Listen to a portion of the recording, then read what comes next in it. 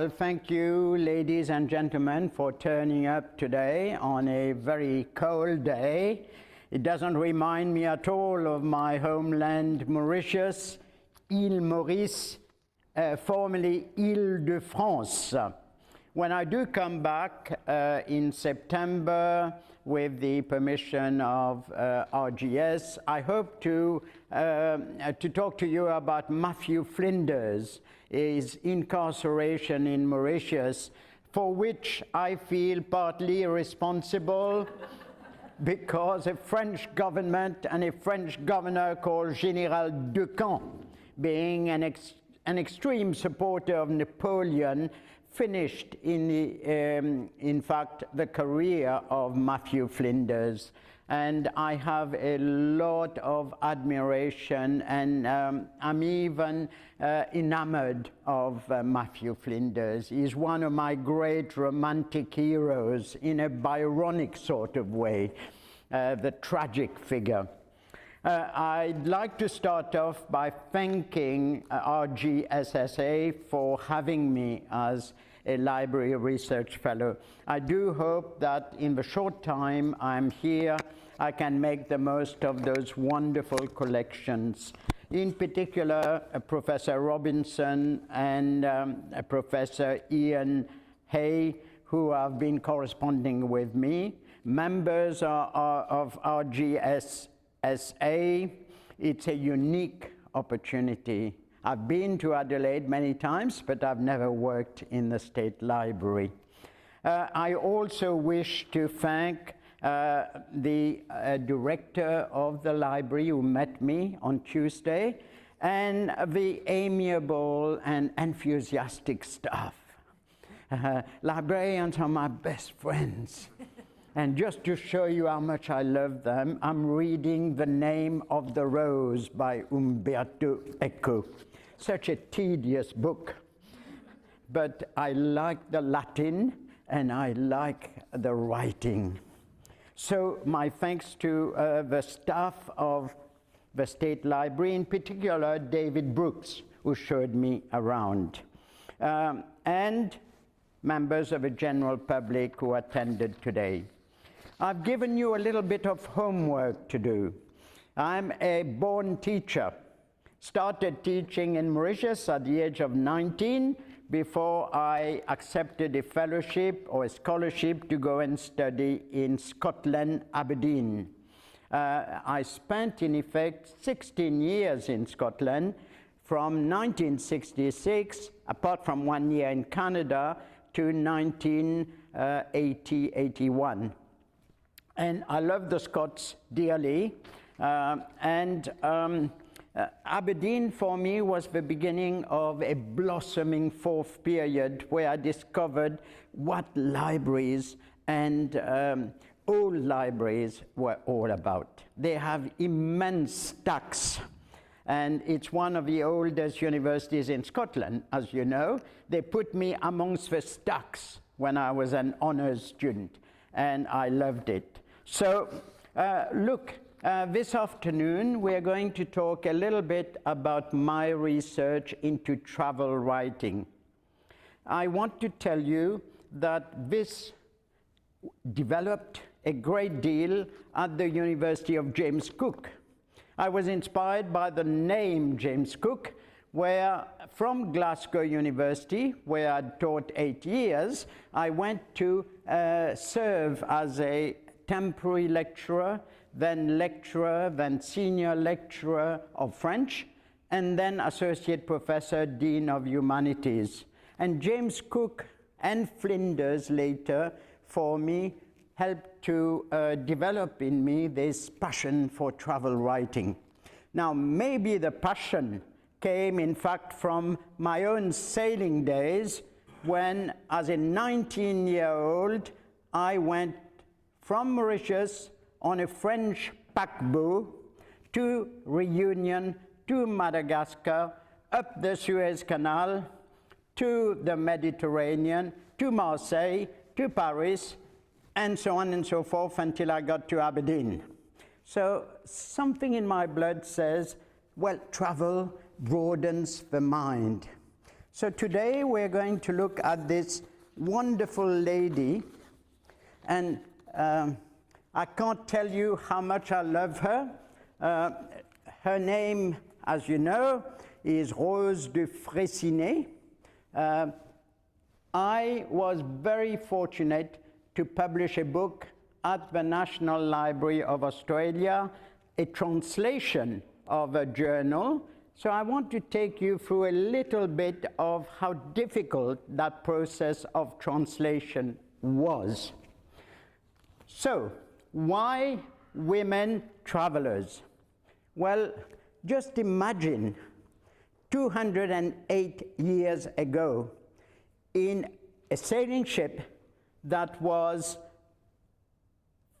112 feet long, 28 feet wide, which is probably smaller than this, and 14 feet deep, being the only woman aboard amongst 125 men.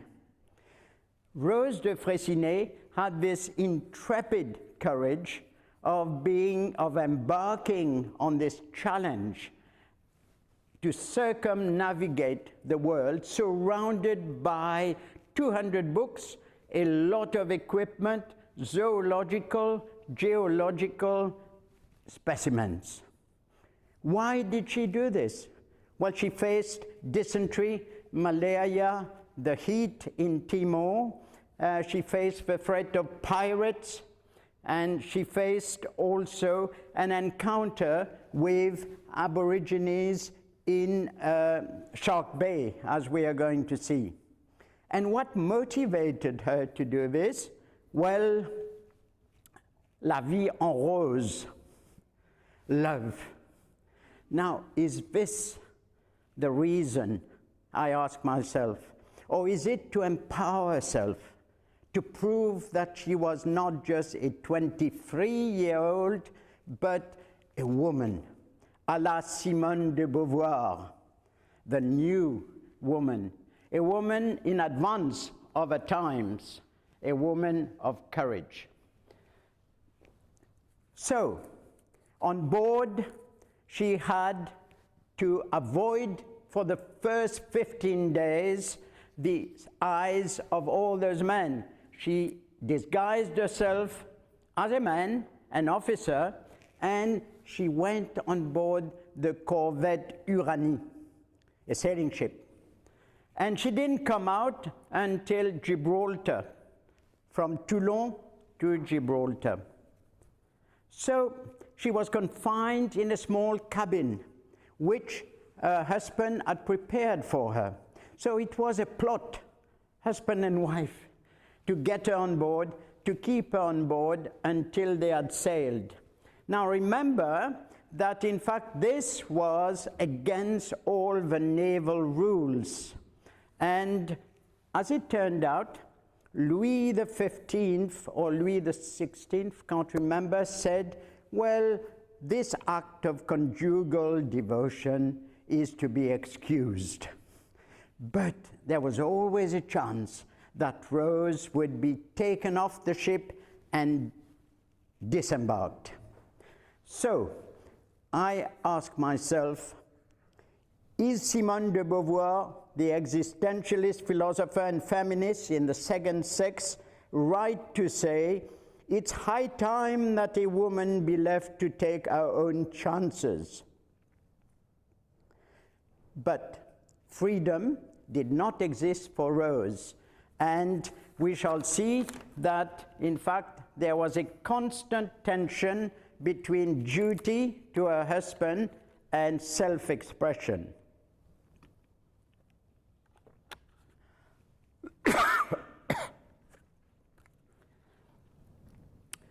Very few European women had traveled in the 18th century. The only exception being probably Lady Mary Wortley Montagu, whom Voltaire, my great philosopher, because I wrote a PhD on him, Voltaire admired Lady Montagu. and said she was a brilliant lady. She is the one who brought back smallpox vaccination to England, or at least had her own children vaccinated. By contrast, in the 19th century, we have several telling narratives in English by women travelers. Among the early ones scripted by French women, we find Rose de Freycinet's journal, written between 1817 and 1820, but not published until 1927. My first contact with Rose de Freycinet was at the National Library of Australia. I was working at the time on manuscripts, and somebody said, "Have you read Lady Marnie Bassett's Realms and Islands?" And I said, "No, I haven't. The World Voyage of Rose de Freycinet." So I went to look for it, and this inspired me to find the journal. A journal published by a French, that's the journal, the first page of Rose in manuscript. This is the Uranie, anchored at Rawak Island. See how small it is. And we shall talk about the voyage, but I wanted to show you the journal, the text I published in French of the journal, and with lots and lots of corrections by the editor, who is Charles Duplon. So in 1927, Duplon borrowed the manuscript from the Freycinet family, consulted a member of the family, and I discovered later in this publication in Mauritius, Rose des Vents, and Rose des Vents is a little flower by the seaside. Rose des Vents, I discovered that he had erased, omitted, corrected the manuscript. Duplon had done this in order to avoid offending the Freycinet family and avoid making Rose sound more down to earth and vulgar. So what we have in Duplon is in fact an expurgated version of the journal. The journal itself is now to be found at the Mitchell Library. If you want to go and consult it, it is there, although there have been some exciting new writings about Rose de Freycinet. The latest, of course, you probably know, is Suzanne Faulkner. She has written a big book, ABC Books, I'll put that on the bibliography, 2022, simply called Rose. Now, when I read this, I realized that Suzanne Faulkner had done a wonderful job telling a story of Rose on a voyage around the world. But I thought to myself, is it better to tell a story in the third-person narrative than to read the first-hand observations of a person in a journal? And I shall try to answer that question as I go along.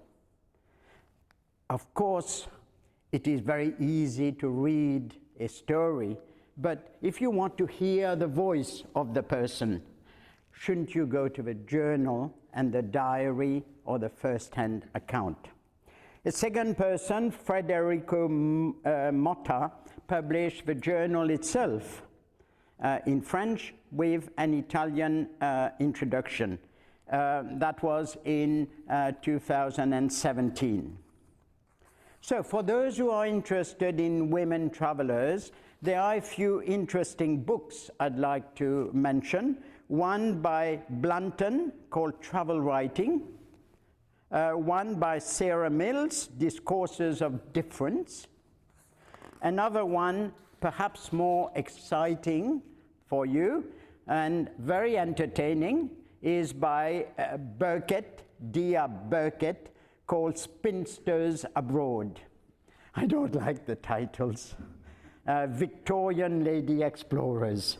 You know, I think it's a little bit offensive, but there are a lot of studies.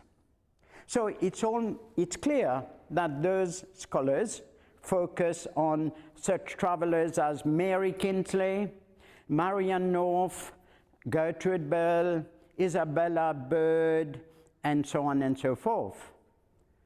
But there are very few who actually talk about French travelers.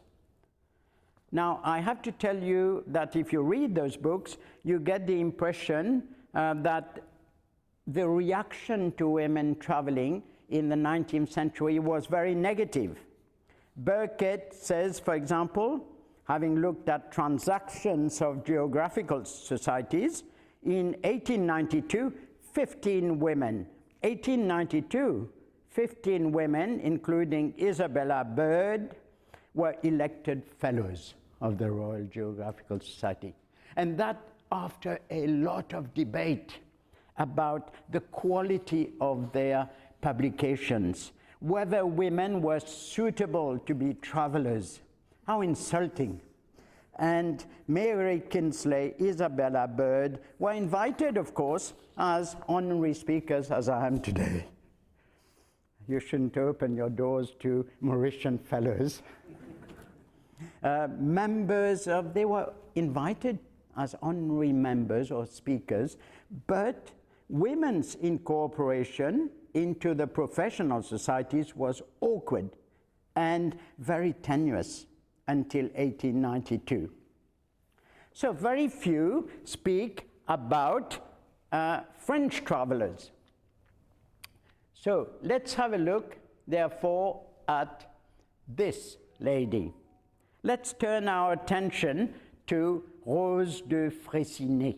How many of you have heard of Rose de Freycinet? Could you? Oh, well, I'm wasting my time. As I said, I developed a passion for Rose de Freycinet in 1993 when I discovered her journal. I followed her to France. I went to Paris, did research, then I wrote to the Baron Henri de Freycinet, who lived in Bordeaux. I thought he would have a mansion. I took the train, the TGV. I arrived after making arrangements. He was sitting in his small Peugeot, his feet sticking out in runners, and he said, "I'm the Baron." I said, "Mais Monsieur le Baron, I've come all this way to look at your archives." And he said, "No worries," in English, huh? He was very good. He had gone to Mauritius, that's why he received me. He loved Mauritius for hunting, and he received me. And he said, "Okay, here are the archives on the wall. The Archives de l'Âge." I imagine rooms like the RGSS library, but they were in his family room. And he said, "Here they are. But my friend, before you use that, let me give you a taste of my Freycinet cognac." Well, my friends, I drank half a bottle of cognac. I never got to the archives. So I said, "Monsieur le Baron, I've got a real problem now. How am I going to justify my trip from James Cook?" He said, "No worries. Tomorrow morning, I take you in my Peugeot to the photocopying shop. Anything you want to photocopy, including 50 letters by Rose de Freycinet, put it on one side. We go tomorrow morning, we photocopy." So those precious manuscripts were taken in a Peugeot. He slept for 2 hours. I photocopied for 2 hours with a violent headache, hangover. That's the price of research. I hope it's not going to happen to me here. Okay, so I came back with documents. I translated the journal, thinking, well, maybe the Australians would like to read it in English. So I did that over 2 years, did an introduction, and that's what we have, a woman of courage. So, was Rose the first woman to do a circumnavigation of the world? I can't think of the name. I think there was another French lady. Jeanne Barrette. That's the one I'm trying to think of. Yes. Jeanne Barrette disguised herself as a man, accompanied commerçant or commerçant, and on the expedition of Louis-Antoine de Bougainville, giving his name to Bougainville, giving his name to the flower, and she was only discovered in Tahiti by the natives when she was having a well-deserved bath. And of course they wanted to attack her. Bougainville had to rally and take her out. She ended up on Mauritius, marrying a Mauritian and having descendants, Jeanne Barrette. But she's written nothing. So Rose de Freycinet, in fact, was the first writer, as far as I know, of a diary. Now, the expedition of the Uranie was well known because of two things. One, Rose de Freycinet herself, and secondly, the shipwreck in the Falklands. We shall come to this in a minute. I'm watching the time. Why did Rose stow aboard? We've dealt with this in the introduction. Woman of Courage, by the way, is in the library. You can go and have a look at the text in English. It was the first expedition after Buddha. Buddha, in the Naturaliste, the geographe, had ended up in Port Jackson, of course, Encounter Bay, near Kangaroo Island. That's probably what a lot of people, school children, know about Buddha and Freycinet and Flinders and so on. But Rose sneaked aboard. I wrote an article saying the captain's wife stowed aboard. And I think that is quite interesting in itself. She decided to write daily letters to a cousin of hers, Caroline de Nanteuil. Those letters escaped the shipwreck. And when she got back in 1820, they were handed over to Caroline de Nanteuil, kept in the family until our friend Charles Duplon decided to publish them. The journal, when it was published,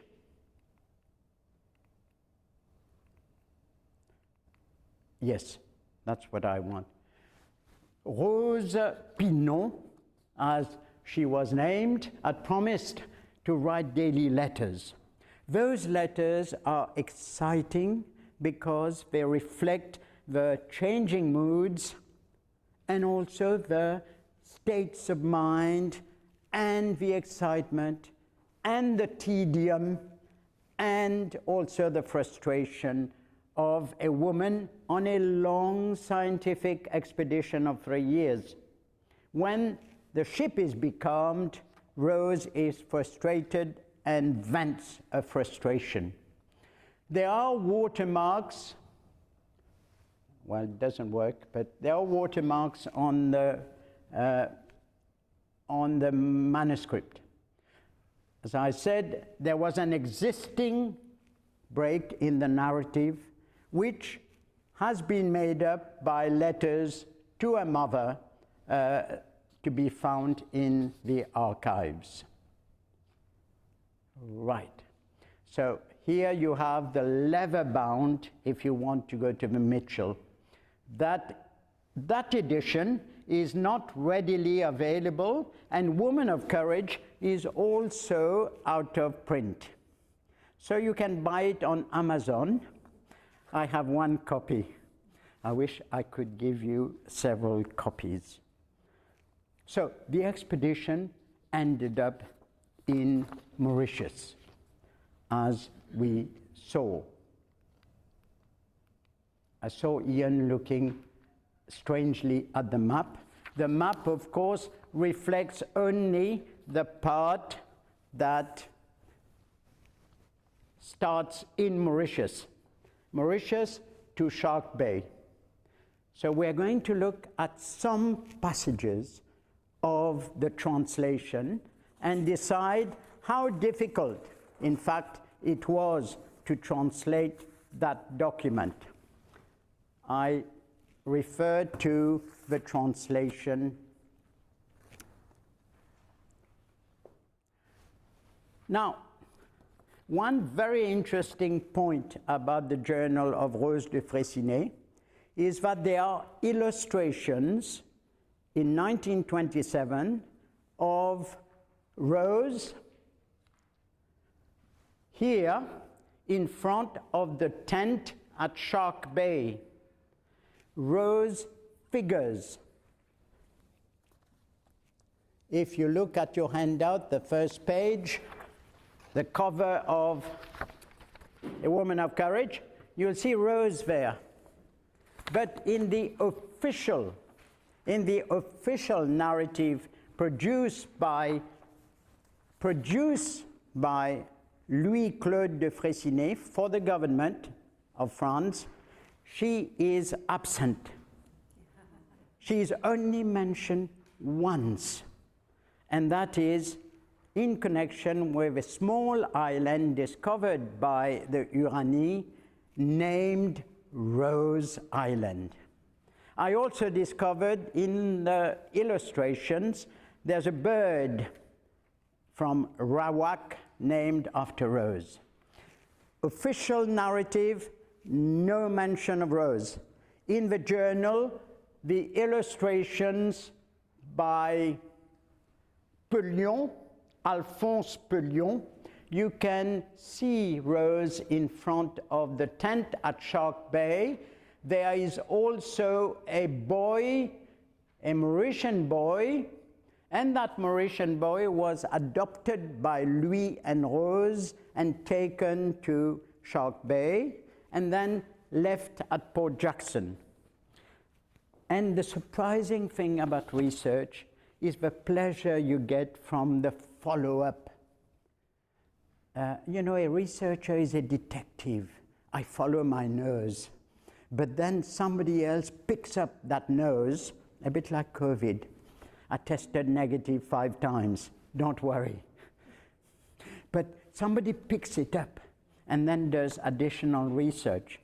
I was giving a talk in Perth, and this lady came to me and said, I've just published a book on this Mauritian boy and his adventures with Rose on the Uranie. And it's called To See the World. And she gave it to me and said, thank you for introducing me to Rose de Freycinet. Now this is wonderful, that experience. The second experience I have is meeting a fellow called McCarthy in Western Australia, who went on an expedition to the Falklands to see the site of the Uranie's shipwreck and to dive. Mick McCarthy, his name, or Mike, or Mick. And he said to me, Serge, you have no idea what we did there. We took your book, A Woman of Courage, we read a page each day. I felt, well, my life is complete. Why not inspire others? And the book by Susan Faulkner is not inspired by me, but at least I'm mentioned, and she has clearly followed up. So, what is it? Sorry, what? I'll go forward.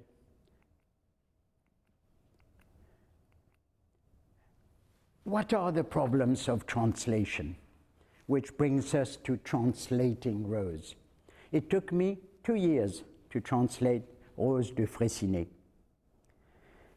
In a very, very good book, highly seminal book, Susan Basnet mentions, meaning is the sense of a sign in a given context. The sense is what differentiates sign from another language.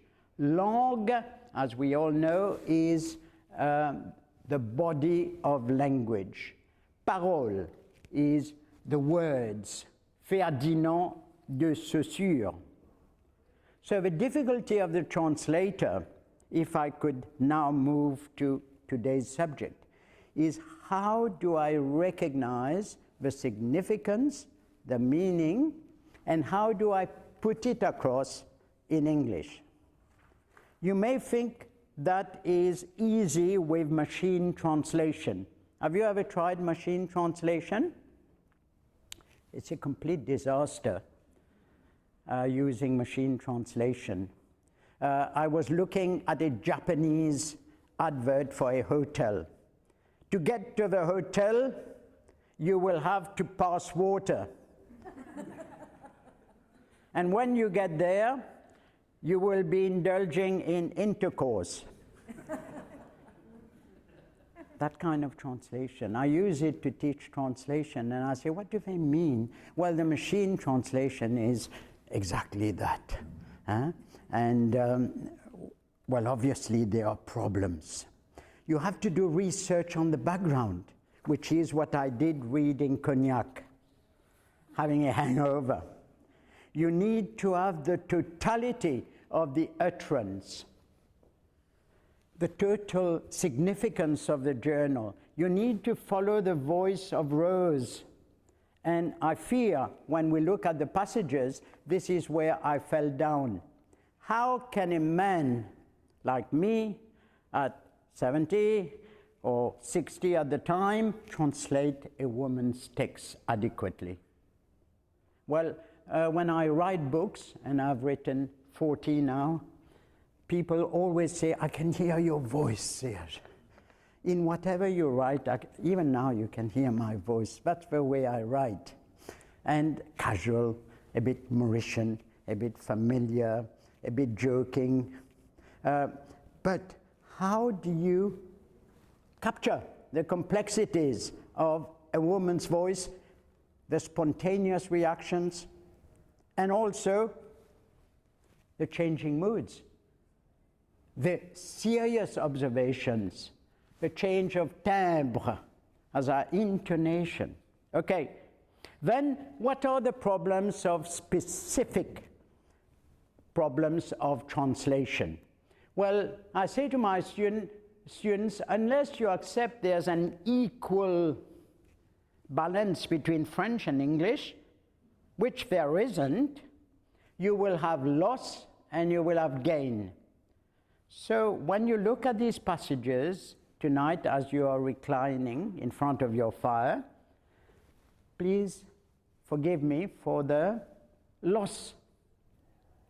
I mean, something is lost, obviously. The best way to read Rose is in the original. How many are French speakers or French readers? Ah, Dieu merci. There are a few. But how many would be able to read the manuscript as such?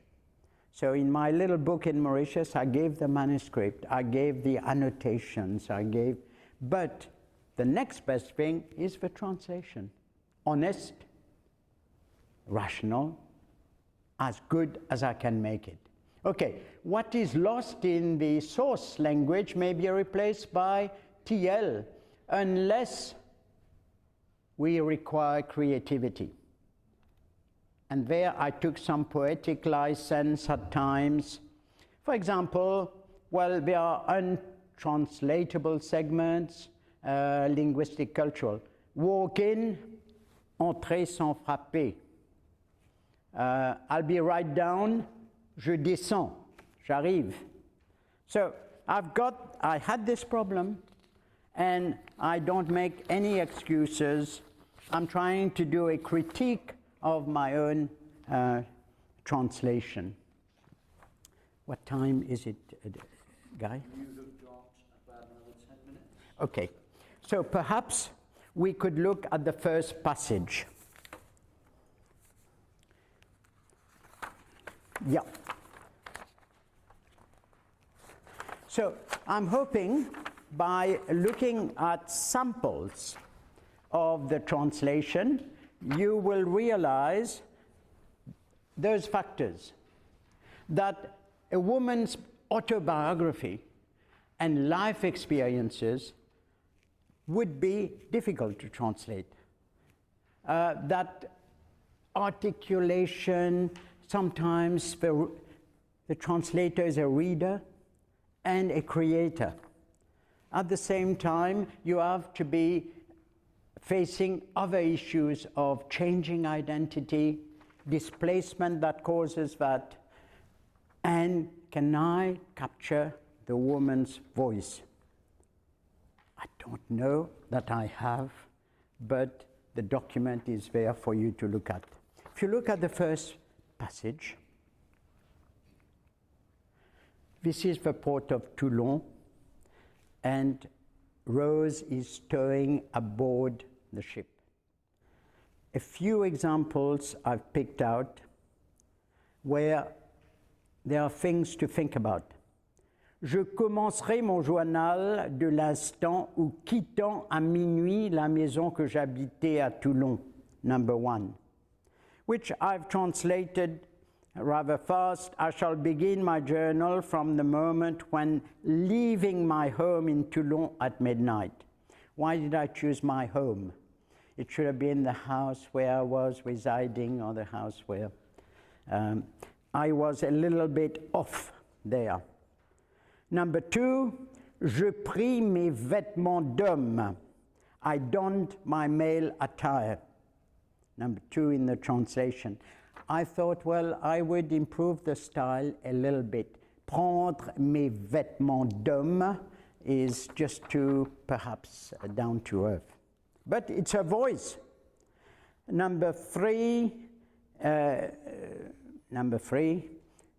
before that, number 2, j'y passais une nuit fort agitée, which I translated, it's not there, I spent, wherever it is. I spent a very restless night thinking of the somewhat daring adventure which I was to embark in. Thank you. So, fort agité, a very restless night. Okay. Number 3, je pris mes vêtements d'homme. Il semblait, number 4, que la lune voulut protéger ma fuite. Which, number 4, it seemed that the moon favored my flight. Voulut protéger ma fuite. She's a Parisian. She's gone to a pretty good school run by her mother, so she uses a subjunctive, and it's very, very literary. Okay, just for you to think about, number 5, obligé de passer au milieu des officiers qui se trouvaient sur le pont, quelques-uns demandaient qui j'étais. Forced to pass through a crowd of officers on deck, I was asked by some to identify myself. Now, me demander qui j'étais. I try to capture the conversational, because she's talking to a cousin. She's just relating what has happened. And the last sentence I find, I did not highlight it. Je fus encore bien agité toute la nuit. I tossed about in my sleep even more than usual. Why did I add more than usual? Perhaps I should not.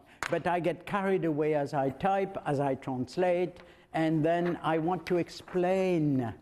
You must resist that, trying to explain. So, as you can see, there's transposition, there is loss, And in translation, we often just stress the loss. But we should also look at the gain. Maybe a translator helps to put across the... I shall spend a bit more time and leave the rest to you on Mauritius, which is passage number 2. Mauritius, at the time, was well known to Louis-Claude de Freycinet. He had been there with Baudin's expedition. He was commissioned, of course, to write the Perception of Mauritius. He was commissioned to write the narrative of the voyage.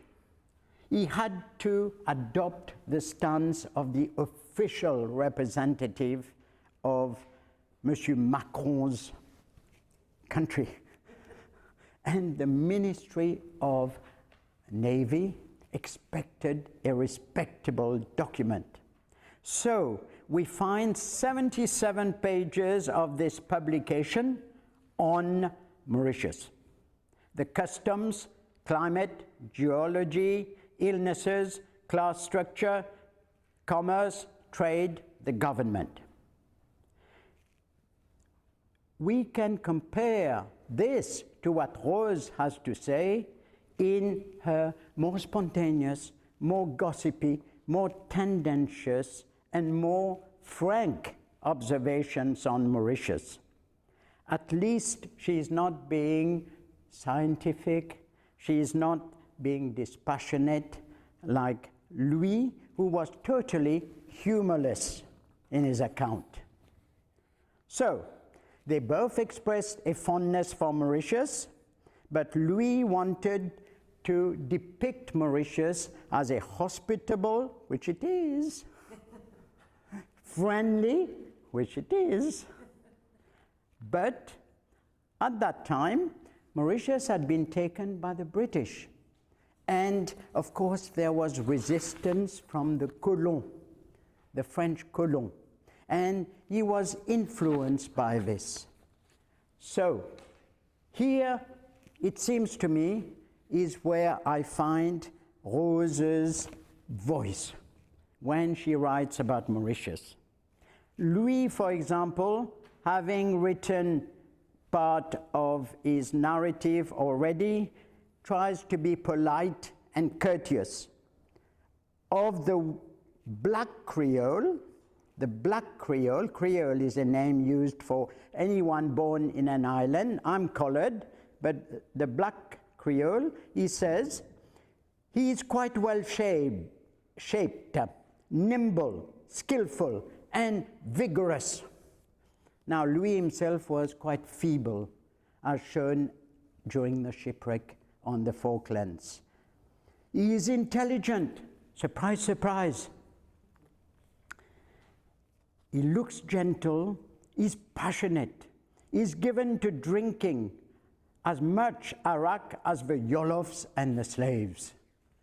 Now, I find this very patronizing. He's writing as a scientist, he's writing as an anthropologist, he's writing as an ethnologist or ethnographer, as you wish. And then of the mulatto women, my own community, Louis-Claude de Freycinet says, well, Venus Noire, the black Venuses, beautiful eyes, expressive, nice feet, though big. Breast moderately prominent. I don't know if Rose is watching him. Arms more thin than chubby, long hair, slightly curly. But they are partners in this illicit liaison, very disapproving. Now, Rose, for her part, if you look at passage 2, we may not have time to go very far with this. Passage number 2. Rose is less sociological, and more spontaneous. Let's have a look at how she describes a ball. She went to balls, she talked to Creole ladies and mulatto ladies as well. I shall focus on only a few. Je vis presque toutes les jeunes personnes de Maurice dans un bal fort brillant, bien qu'un peu nombreux, always complaining about being packed in a small room. Que pour nous donna M. Smith. Je ne puis dissimuler que je ne croyais pas, après des événements aussi affreux que ceux qui ont ravagé cette île et qui ont atteint toutes les fortunes, que l'on put voir autant de luxe.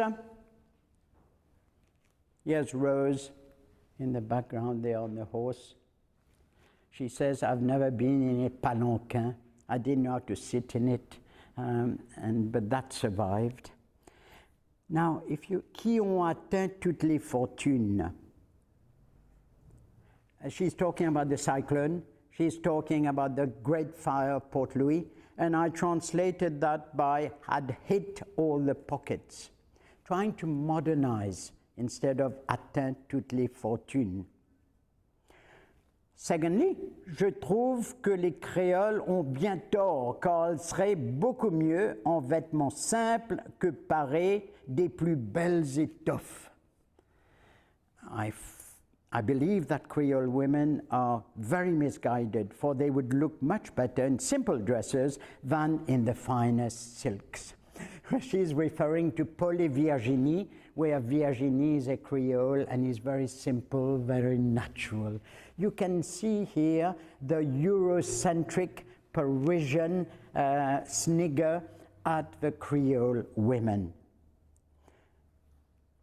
And the last one, which I rather like, number 5. J'ai vu au bal de M. Smith l'une de ces beautés reconnues pour avoir une main et un bras superbes, affectée non seulement d'ôter ses gants toutes les fois qu'elle valsait, mais encore de poser sa main le plus avantageusement du monde. I found one of those beauties well known for having superb hands and arms, making a show of not only removing her gloves each time she waltzed, but also placing her hand in the most advantageous pose possible. Affecté, pretend. And here we hear, in the last line also, yet these are simple Creole women who are said to be devoid of all artifice and adorned with natural graces. Well, that's my voice. It's not the voice of Rose had said. Ces simples créoles in italics qu'on nous dit dépourvus de toute espèce d'art et parés seulement des grâces de la nature. Very Rousseauistic.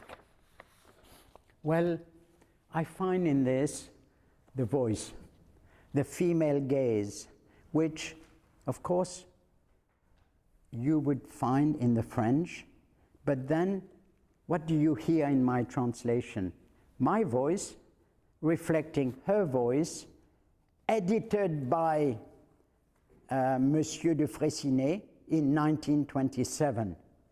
To translate it, I would have to go back to the original now in the Mitchell Library.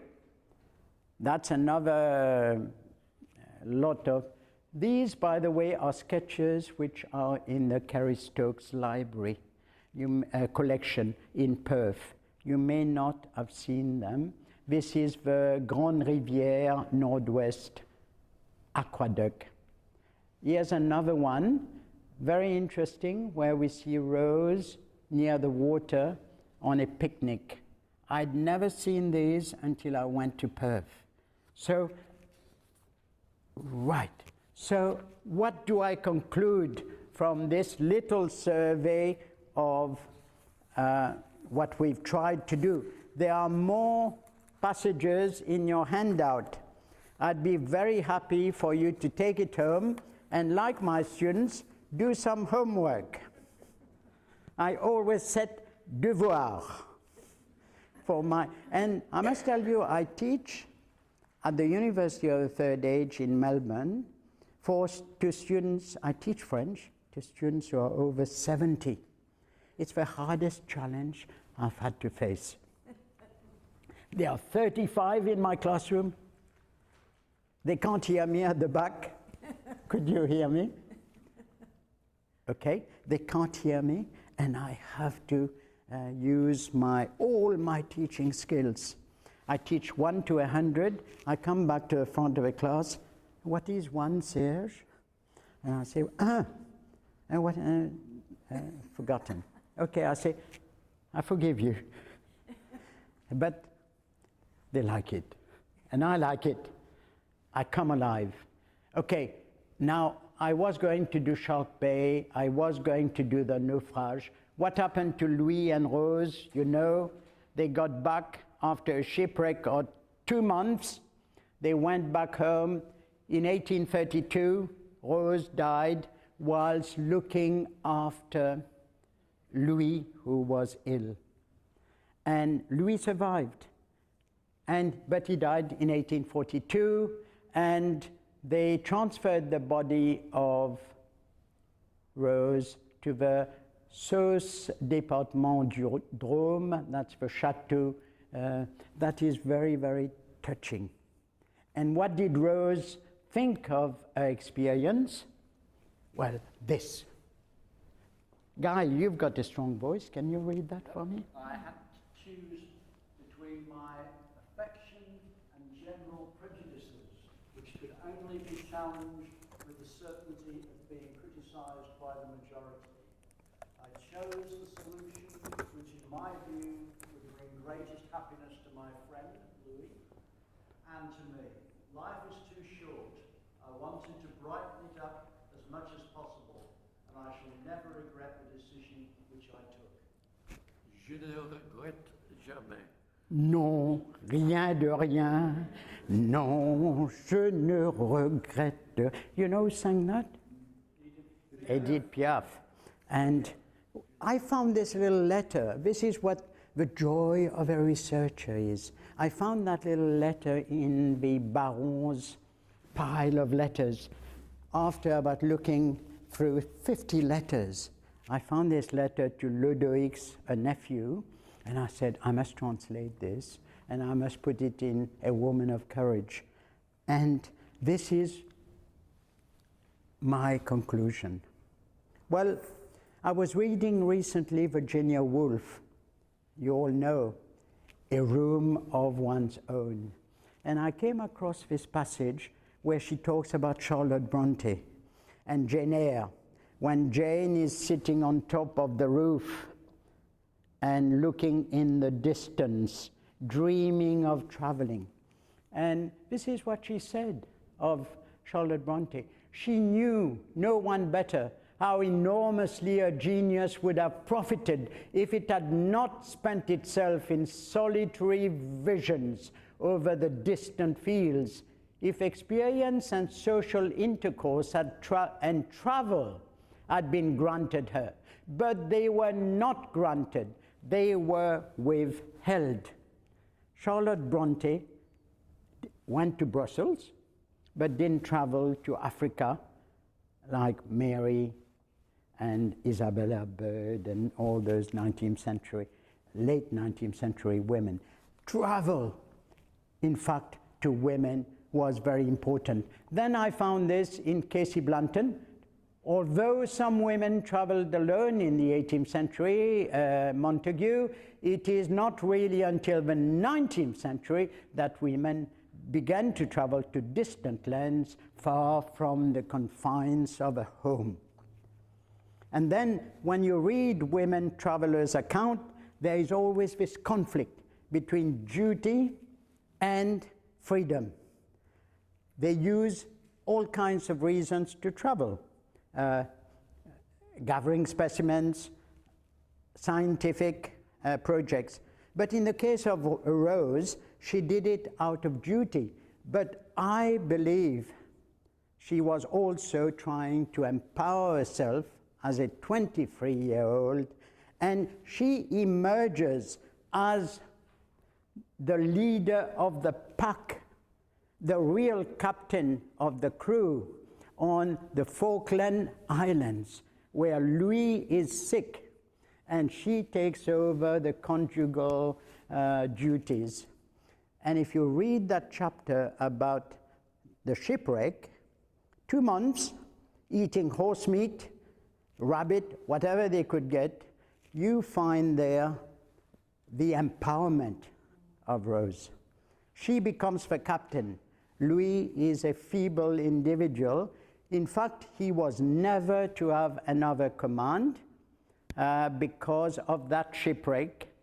He was court-martialed and he was found not guilty, but he had a responsibility to some extent for the Falklands or for the shipwreck near the Cape Horn.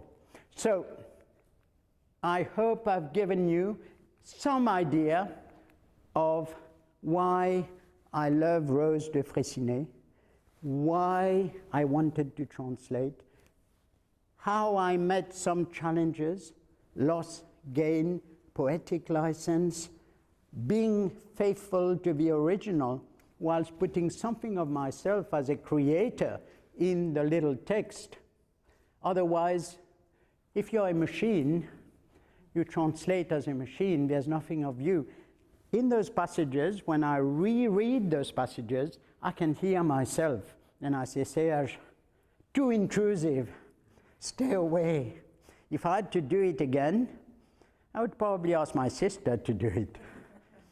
She is probably more sensitive than I am. So finally, here are some of those works. I recommend Faulkner, of course, you can purchase it, but you know, Faulkner uses third-person narrative. I can't hear, she herself says, the first time we hear Rose's voice, and that happens on page 47 or something of her book. So I want to hear the voice of Rose. Motta is the edition. My books there, Duplon, not in the library. Freycinet, John, do you know if it's in the library? Freycinet, yeah. No? No one knows if narrative here? I think it might be. Certainly it's in the National Library, and those two, Perron on the expedition of Baudin must be here. So my thanks to you. I'm sorry I've taken so much time, but I get carried away. Although I'm a Toastmaster, I get carried away. They always tell me, 5 minutes, Serge. And my sister always says, don't speak at my birthday. You speak too long. And I say, well, I speak with passion. And how can you stop me?